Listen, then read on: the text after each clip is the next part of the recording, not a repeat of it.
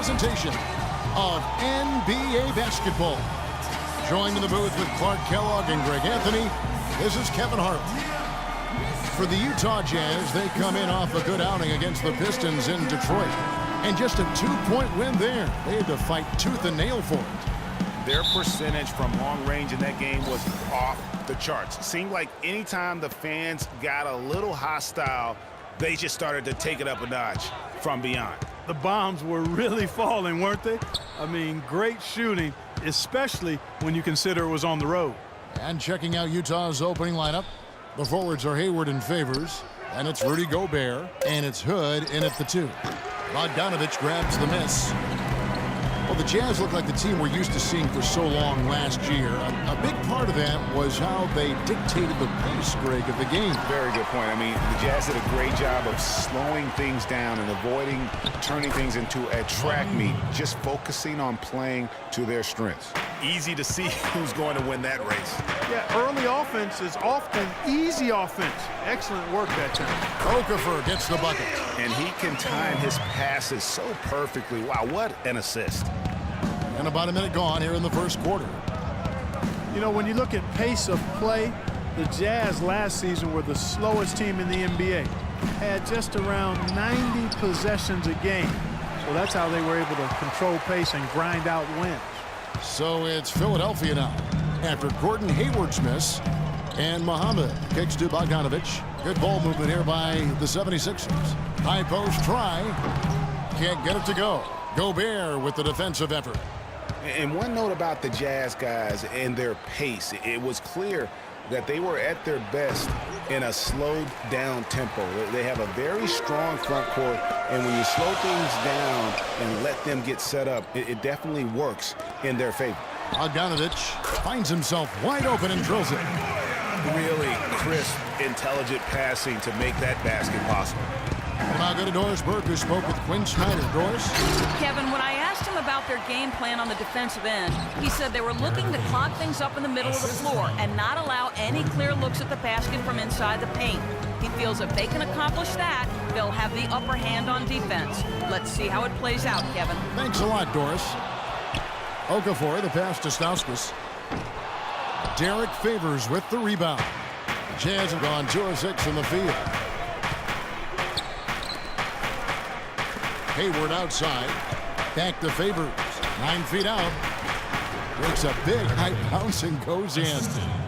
Favors has got his second bucket. Great job to hit his teammate on that move, Kevin. And Muhammad kicks to Stauskas. Here's Young. Great D that time from Favors. The defense ready for him on that possession. They had to be, because he is so strong in the paint.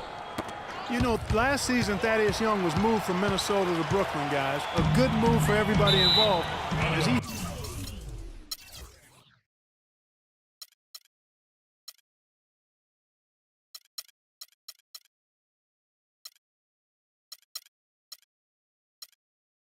helped with the playoff push.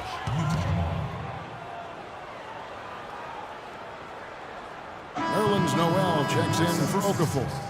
Nerlens Noel.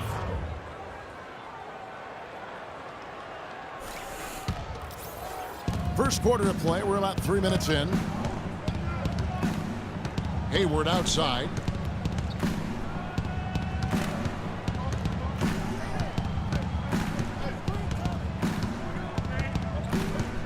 Favors with the screen. Shot clock at 5. Fires it up. Hayward can't hit. 76ers trailing. Bogdanović dishes to Muhammad. Noel passes to Bogdanović. Hits it from three-point range. Bogdanović has got 5 points so far. What are you going to do defensively? Such separation with the height advantage in that matchup. Hayward outside. Inside. And Favors gets it to go in on the assist by Hayward. And that's now 6 points for Derek Favors. Looking at Philadelphia, they want to turn it around after the loss to the Boston Celtics. Just looking at the stat sheet, they gave far too many free throws away. in that game. Maybe it was the noise in the building or something, but they really looked rattled.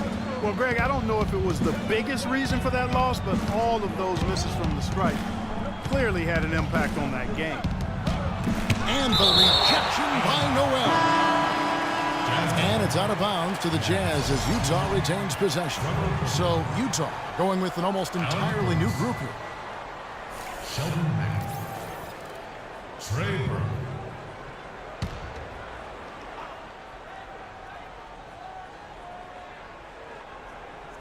Here's Favors, and he drops in the layup off the glass.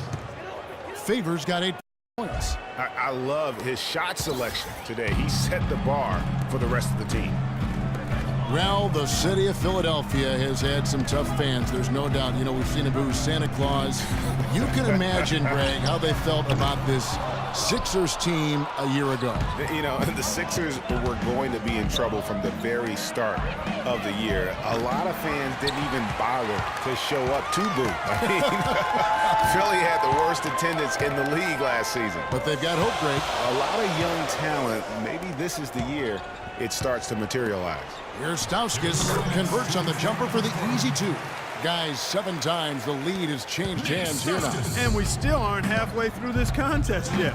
Yeah, and that number should easily top double figures before it's over. Now, here's Burke. The pass to Booker. Jacks up a 3. They get it back. Favors.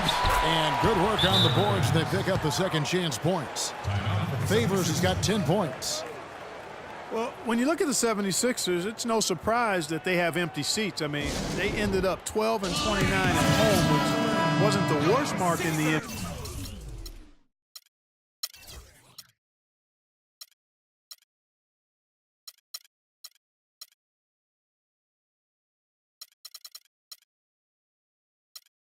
NBA, but it was tied for second worst.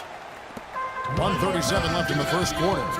Kicks to Embiid, and it's going to be out of bounds. The Jazz will take it. All right, a chance here to check out Derek Favors' stats. Last year, getting it done. 8th and